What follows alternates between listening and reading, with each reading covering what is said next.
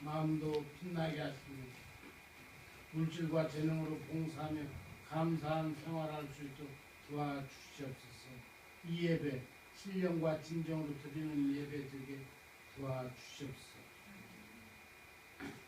주를 믿는 자에게는 능치 못한 일이 없다 하니 주여 믿음으로 거두어 주시옵소서. 그러므로 우리들 기쁘고 감사한 생활할 수 있도록 기도하게 하시고 영광 받으시옵소서. 하나님이 계획할지라도 사람들이 인도하는 일은 여호와가 했기 때문에 믿고 따르려 합니다. 안산 단월 침례교회가 여호와 율법을 즐거워하며 주하로 묵상하게 기도합니다. 오늘 설교하시는 목사님에게도 능력과 세임 주셔서 안산 단월 침례교회가 반석 위에 세워져 기쁨과 감사가 충만하게 도와주시옵소서. 각 기관 성교회도 만들고 성가대도 만들어 찬양하며 축복받게 하시고 교회학교 노인학교도 만들어서 이 땅을 전도할 수 있도록 축복하여 주시옵소서. 예배당도 다시 짓고 기도원도 다시 지어 응답받는 축복 동산 되게 기도합니다. 우리나라 유정자들도 예수 믿고 축복받게 하시며 오늘 나오지 못한 성도들 다음 주부터는 예배 장소에 나와 축복받게 하시고 국가와 민족도 예수 영접하여 축복받는 나라 되게 하시고 북한도 주 영접하여 영광 받게 도와주십시오. 하나님 말씀에 순종하며 복을 받는 성도들 되게 기도드립니다. 이 예배 온전히 주님께 맡겨오니 영광 받으시옵소서. 존귀하신 예수 이름 받들어 기도합나이다. 아멘. 하나님 말씀 봅니다. 누가복음 43장 6장 43절부터 45절까지 한 목소리로 크게 한 목소리로 합독합니다. 시작. 못된 열매 맺는 좋은 나무가 없고 또 좋은 열매 맺는 못된 나무가 없느니라. 나무는 각각 그 열매로 아나니 가시나무에서 무화과를 또는 찔레에서 포도를 따지 못하느니라. 선한 사람은 마음에 쌓은 손에서 손을 내고 악한 자는 그 쌓은 악에서 악을 내나니 이는 마음에 가득한 것을 입으로 말함이니라. 아멘.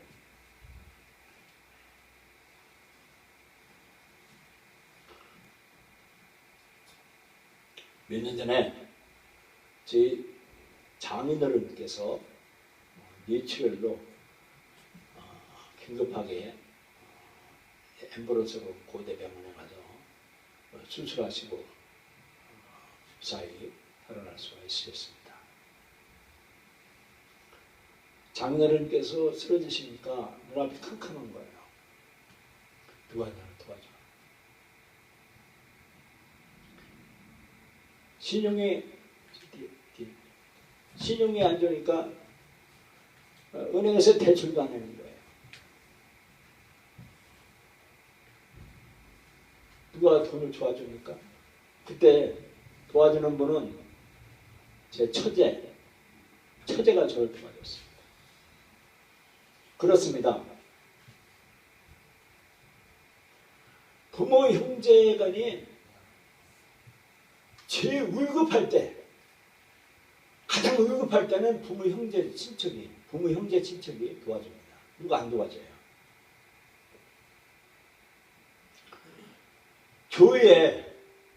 교회에 신앙생활을 하잖아요. 우리가 교회 오잖아요. 교회 오면 나 혼자 오는 거예요. 나 혼자 교회 오는 거예요. 나 혼자. 자식 새끼는 뭐 어디로 가는지 모르고 남편 어디 가는지 모르고 나 혼자만 교회 오는 거예요. 이게 무당무 짓인지 물론 내가 과격한 표현인지는 모르지만 죄를 위급할 때 목사가 도와주겠어요. 목사 무슨 돈 있어요. 여러분 뭐 무슨 갑작스럽게 어디 뭐 다쳤다든지 병원에 간다든지 해보세요. 누가 도와주겠어요. 목사님이요? 목사님 뭐 무슨 도와줄 게 있어요? 누가 도와주겠냐면 부모 형제가 도와주는 거예요. 형제. 부모 자식 간에 도와주는 거예요. 그런데 가장 귀중한 우리의 삶의 포커스, 삶의 기준기는 이 교회에 나 혼자 온다. 이게 전선이 나는 참 돌아볼 정도인데 지금 내가 이해가 안 되는 거예요. 그래서 오늘 건강한 교회가 되려면 건강한 교회는 온 가족의 교회 나오는 가정, 이 가정이 있을 때 건강한 교회가 되는 거예요. 물론 형편상 어떻게 막 사별을 했든지 그거는 아니죠. 대상이 아닙니다. 그러나 오늘 하나님께서 지난 시간에 권위라는 말씀을 선포했는데 권위가 세 가지가 있다고 그랬어요. 국가의 권위, 여기에 복종하라고 그랬습니다.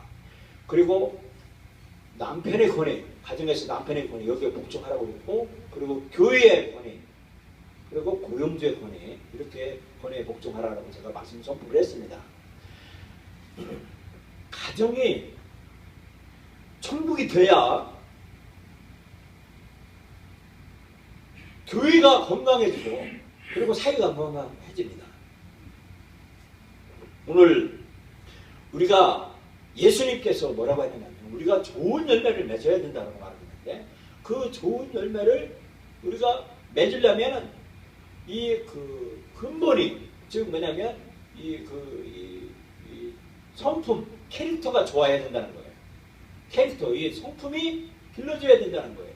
성품이 좋은 열매로 바뀌어져야 된다는 거예요. 그것이 있어야 되는데 그것이 필요한 증거가 있는데 그거 왜 필요하냐면 지저분한 밤, 게을름, 불순종, 뒤바뀌는 우선순위, 말다툼, 분노와 쓴뿌리, 거짓말, 우울증, 해로운 습관, 깨진 가정 이런 것 때문에 성품이 필요하다는 거예요. 우리가 눈에 보이는 문제를 보겠습니다. 게으름은요, 나태함에 이게 나무입니다. 이게 나무고 이게 뿌리예요. 이게 뿌리인데 나태함이 있기 때문에 게으름이 열매내고 고집이 있기 때문에 이렇게 불순종하고 쑥이는 마음을 있기 때문에 거짓말이 나오고 그리고 이렇게 거절당하기 때문에 분노와 슬프리가 나오고 우울증은 자기 연민이기 때문에 이런 겁니다. 그래서 우리가 눈에 보이는 문제 그리고 이런 이 성품이 필요한 증거들이 이렇게 있는데 근본 원인이 뭐냐면 못된 열매에서 못된 나무에서 못된 열매가 맺고 그리고 선한 열매에서 선한 가지에서 선한 나무에서 선한 열매를 맺는다.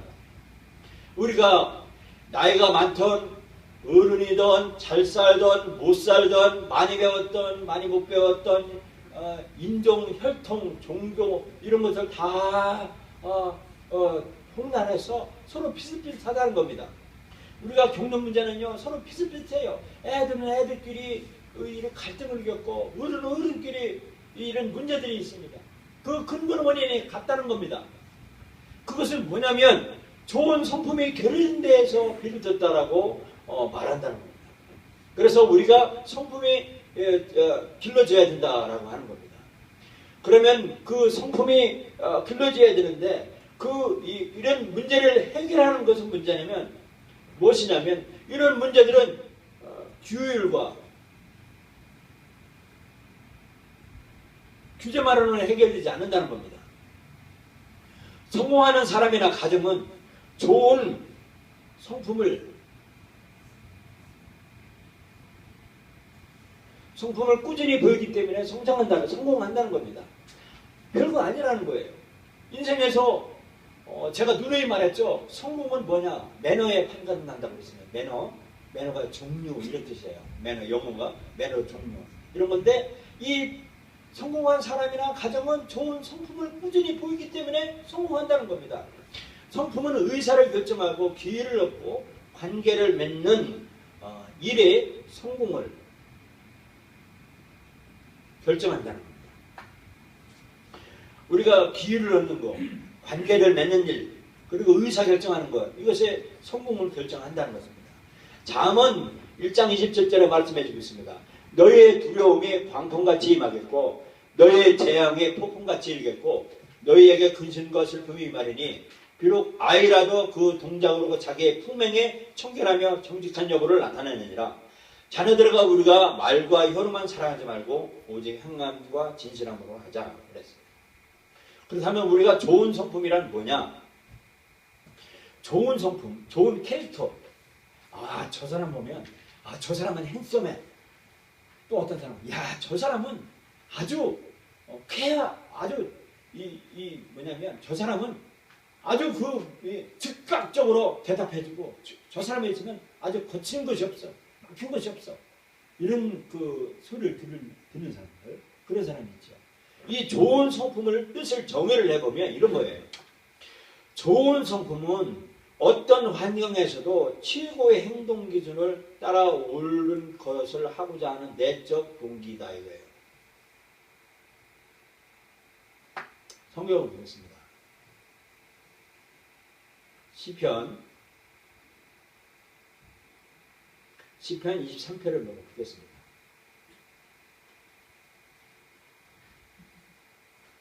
유명한 시입니다. 우리 같이 합독으로 한번 시작하겠습니다. 시작. 여호와는 나의 목자시니 내가 부족함이 없으리로다. 그가 나를 푸른 초장에 누이시며 쉴만한 물가로 인도하시노다. 내 영혼을 소생시키시고 자기 이름을 위하여 의의 길로 인도하시는도다. 내가 사망의 음침한 골짜기로 다닐지라도 해를 두려워하지 않을 것은 주께서 나와 함께 하심이라. 주의 지팡이와 막대기가 나를 안위하시나이다. 주께서 내 원수의 목전에서 내게 상을 베푸시고 기름으로 내 머리에 바르셨으니 내 잔이 넘치나이다. 나의 평생의 선하심과 인자하심이 정녕 나를 따르니 내가 여호와 집에 영원히 거하리로다. 아멘. 이 시가 유명합니다. 그러나 이 시의 참뜻을 아는 사람은 별로 없습니다. 이 시의 1절부터 3절까지는요, 하나님은 나에게 부족함이 없이 축복해주는 분이에요. 그리고 푸른 초장에 주시고 쉴만한 물가로 인도하시고 나를 축복일로 하시는 천국 같은 삶이에요. 돈도 많이 주고 하나님이 나에게 돈 많이 준다 이거예요. 그리고 사랑하는 사람도 나에게 주고 정말 행복한 삶이에요. 그런데 4절부터는요, 사망의 음침한 골짜기로 다닐지라도, 즉 뭐냐면 나이가 80 넘어가지고 병 들어가지고 꼬르꼬르 아파요. 암덩어리 때문에 아파 죽을 만한 할 때에 죽음을 맞아요.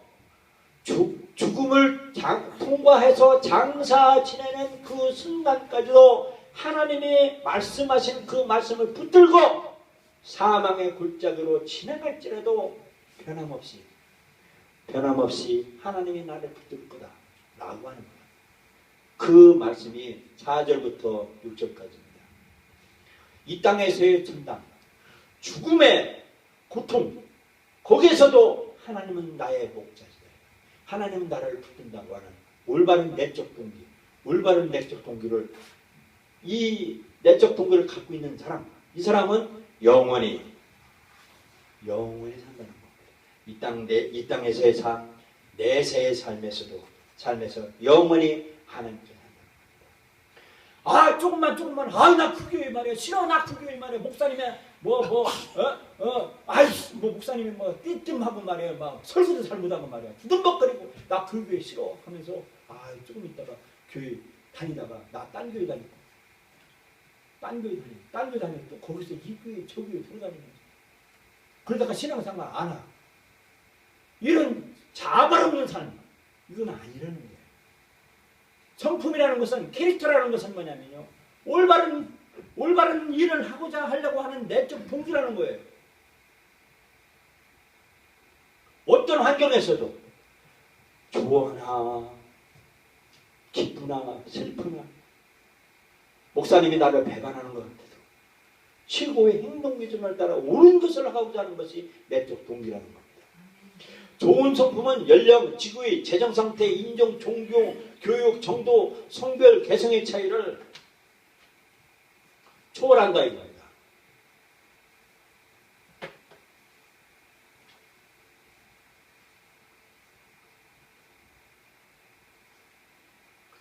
성품은, 좋은 성품은 마음에서 솟아난다는 겁니다. 그래서 좋은 성품은 우리 마음에서 우러나는 것이 좋은 성품이다라는 겁니다. 그러면 우리가 좋은 성품을 어떻게 가능하냐 할 수 있는가 하는 것을 보면 삶의 어려운 상황에서 겪는 중압감이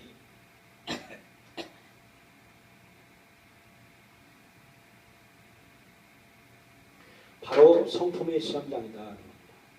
어려운 삶의 상황에 겪을 때 돈 떨어져, 애인 떨어져, 사랑하는 사람 죽어, 그런 삶의 어려운 그 스트레스 속에서 바로 성품의 시험장이다라고 하는 겁니다. 성품의 참 변문은 그러한 중압감에 어떻게 반응하느냐에 하느냐로 드러난답니다. 제가 제 어머니를 속을 부치하게 썩였습니다. 삼형제 중에 막내로 태어나가지고 나를 위해서 우리 어머니가 눈물을 참 그래 속 썩을 때 우리 어머니하고 아버지가 기도원에 들어가시더라고요. 자기 충남산 기도원이라고 저 공주에 거기 들어가 다시 기도하더라고요. 제가 찾아갔어요. 찾아갔는데요. 어머니가 울면서 기도해요. 울면서 우리 나를 보고 기도해요. 왜 하나님 앞에 오면 저 자식 신학교 보냈더니 저렇게 속썩을 때 하나님 살려주지 않고 울면서 기도하고 우는 거지 막 한두 번이 못했어요. 근데 저에게 그런 순간순간에 찾아오는 일이 있었어요. 어떻게? 아이고 하나님이 계시면 뭐 그럴 수 있습니까? 하나님이 계시면 말이에요. 나 이렇게 가난맨으로 만들 수 있습니까? 막 하면서 하다가 하나님 안 계셔. 나 교회 안 나가고 캐서라 하는 그것이 아니고 참 어떻게 반응하느냐에 따라 드러난다는 것입니다. 좋은 성품을 갖춘 사람은 그러한 상황에서도 올바른 태도와 언행을 보인다는 겁니다.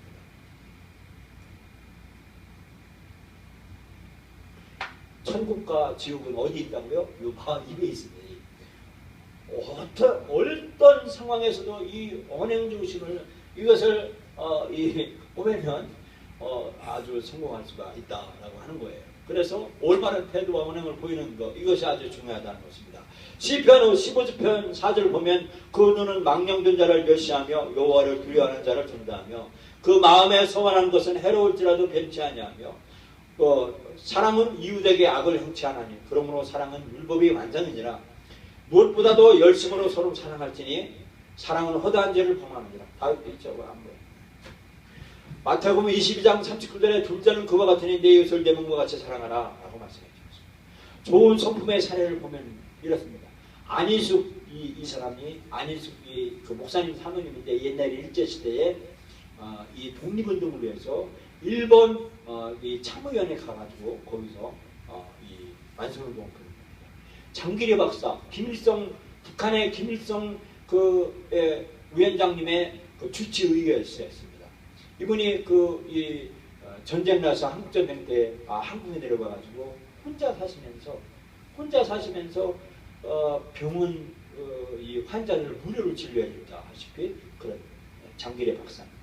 김용기 장로님 새마을운동을 주창하신 분입니다. 손양원 목사님 이분은 두 아들을 다 공산당에 순교당했어요.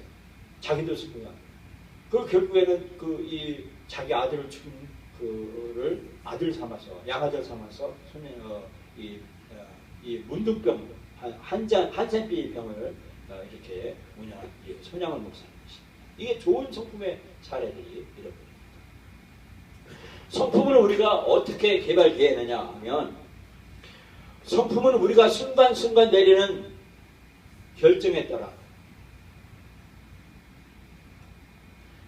따라 우리의 삶 속에 내재된다라는 것입니다.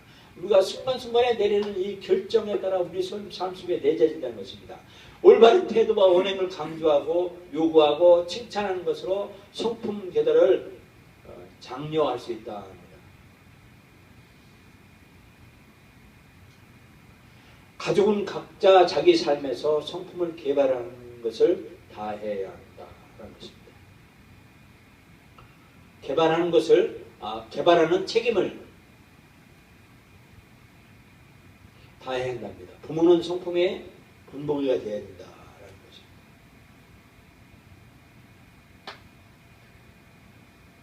저는 어릴 때 제 어머님이 아버님이 교회 가기 싫어도 교회를 꼬박꼬박 저를 보냈어요. 그리고 신앙생활을 하도록 하겠어요. 부모님은 좋은 성품의 본보기가 되어야 된다라고 빌립보서 2장 5절에 이렇게 말하고 있습니다. 너희 안에 이 마음을 품으라. 곧 그리스도 예수의 마음이니 하나님이여 내 속에 정한 마음을 창조하시고 내 안에 정직한 영을 새롭게 하시고. 교회는 무당이 아니에요. 무당처럼 막 이게 아닙니다. 교회는 올바른 일을 하고자 하는 그런 내적 동기를 만들어주는 이런 사람을 새롭게 만들고 하나님의 성품 캐릭터로 만들어가는 일이 교회에 있는 것입니다. 성경, 이 캐논, 이 성경에 근본해서 우리가 온 가정이 천국같이 이루어지는 일들을 하는 겁니다. 갑작스럽게 사고 나요. 갑작스럽게 교통사고가 납니다. 내 남편이 갑작스럽게 교통사고 나요. 그때 찾아오는 사람이 누구예요? 제일 먼저 찾아오는 누구예요? 자식입니다. 자식이 제일 먼저 찾아와요. 근데 자식이 내가 바라는 대로 하나님에서 올바른 내적 동기를 하려고자 하는 그런 동기로 그들이 잘 성장할 수 있도록 교육을 했으면 다행인데 캔세라 술 먹고 담배 피고 말이야. 그리고 전화도 말이야 안 받고 말이야 한 달에 두 번, 한두 번이나 집에 오고 할 정도 그러면 갑작스럽게 일어나면 어떻게 도와주겠냐 이거 어떻게. 제일 중요한 게 누구냐면 가족이라는 거예요. 가정입니다. 가정이 천국이 이루어야 교회가 건강해져요. 우리 교회가 건강해지는 것은 가정이 건강해져야 되는 거예요. 세상에 천하천지예요. 나를 만들고 나를 올바로 천국으로 만들고 내가 성공할 수 있게 길을 만드는 건 성경밖에 없어요. 성경이 최고예요. 제일 권위예요. 성경 무슨 이 성경을 잘 배우려면 우리 나보다 더 잘 배우는 그런 데 가세요. 왜냐 자녀가 원한다면 자녀가 그쪽으로 가셔서 같이 합석을 하셔야 돼요. 같이 합쳐야 되는 거예요. 부모와 자녀가. 그래서 행복한 가정을 이루셔야 돼요. 시편 51장 10절 보겠습니다. 이게 아주 중요합니다. 하나님이여 내 속에 정한 마음을 창조하시고 내 안에 정직한 영을 새롭게 하시옵소서. 로마서 12장 1절 2절에 그러므로 형제들아 내가 하나님의 모든 자비하심으로 너희를 권하노니 너의 몸은 하나님이 기뻐하시는 거룩한 산 제사로 드리라. 이는 너희 드릴 영적 예배니라. 너희는 이 세대를 본받지 말고 오직 마음을 새롭게 함으로 변화를 받아 하나님의 선하시고 기뻐하시고 온전한 뜻이 무엇인지 분별하도록 하라 그랬습니다. 우리가 성품이 우리에게 유익을 갖다 주는데 그것은 뭐냐면 우리가 가진 잠재력을 다 발휘하려면 성품을 기르는 길밖에 없다는 겁니다. 내가 가지고 있는 이 잠재력, 무한한 잠재력을 다 발휘하려면 성품을 기르는 길밖에 없다는 겁니다. 성품을 기르면 우리의 삶의 모든 습관이 개선된다는 겁니다. 마태복음 5장 16절에 보면 이같이 너희 빛을 사람 앞에 비추게 하여 저희로 너희 착한 행실을 보고 하늘에 계신 너희 아버지께 영광을 돌리게 하라 그랬습니다. 너희가 서로 자랑하면 이로써 모든 사람이 너희가 내 제자인 줄 알리라 그랬습니다. 경계의 목적은 청결한 마음과 선한 양심과 거짓이 없는 믿음으로 나는 사랑이 이루어졌습니다. 에베소 4장 17절부터 32절 말씀에 이렇게 말씀해 주고 있습니다. 그러므로 내가 이것을 말하며 주 안에서 증거하노니 이제부터는 이방인이 그 마음에 허망한 것으로 행함같이 너희는 행하지 말라. 저희 총명이 어두워지고 저희 가운데 있는 무지함과 저희 마음의 굳어짐으로 말미암아 하나님의 생명에서 떠나 있도다. 저희가 감각 없는 자되어 자신을 방탕에 방임하여 모든 더러운 것을 욕심으로 행하되 오직 너희는 굴돌이같이 배우지 아니하였느니라.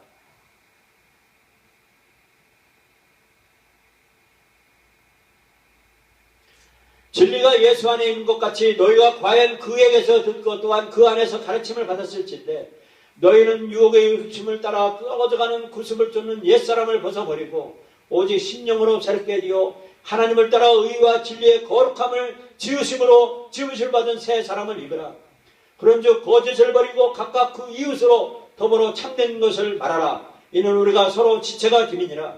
분을 내어도 죄를 짓지 말며 해가 지도록 분을 붓지 말고 마귀로 틈을 타지 못하게 하라. 도둑질하는 자는 다시 도둑질하지 말고 돌이켜 빈궁한 자에게 구제할 것이 있기 위하여 제 손으로 수고하여 선한 일을 하라. 무릇 더러운 말은 너희 입 밖에도 내지 말고 오직 덕을 세우는데 소용되는 대로 선한 말을 하여 듣는 자들에게 은혜를 끼치게 하라. 하나님의 성령을 근심하게 하지 말라. 그 안에서 너희가 구속의 날까지 인치심을 받았느니라. 너희는 모든 악독과 노함과 분념과 떠드는 것과 해방하는 것을 모든 악의와 함께 버리고 서로 인자하게 하며 불쌍히 여기며 서로 용서하기를 하나님의 그리스도 예수 안에서 너희를 용서하신 것 같이 하라 그랬습니다. 이 말이 무슨 말이냐 하면 하나님께서 이 땅에 내려오셨습니다. 사람의 육신의 사람의 모습으로 이 땅에 하나님께서 내려오셨습니다. 왜냐? 하나님이 사람을 지으셨거든요.